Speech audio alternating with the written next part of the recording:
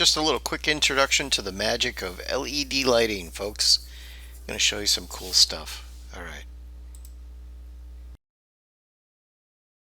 Hey guys, quick little video here on lighting for the bandsaw. If I open this puppy up, you can see I ran a little electric cord here and put a hole in here, and I have a little light. And so when I turn on the power for the bandsaw, I got a light that's an option here.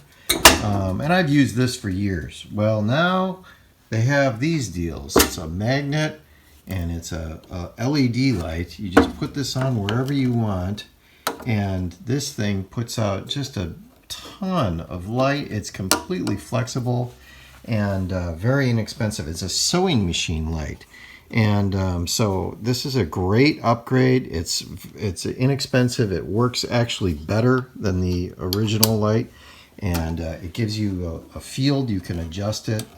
I think it's a much better option. So I'll put a link for how to buy these in the description.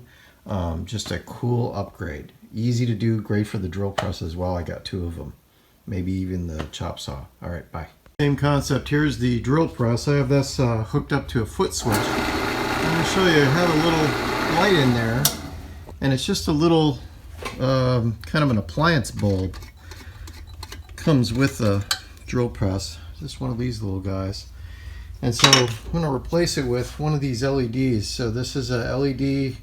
It's heavy. It's got a ceramic surround so that it dissipates heat.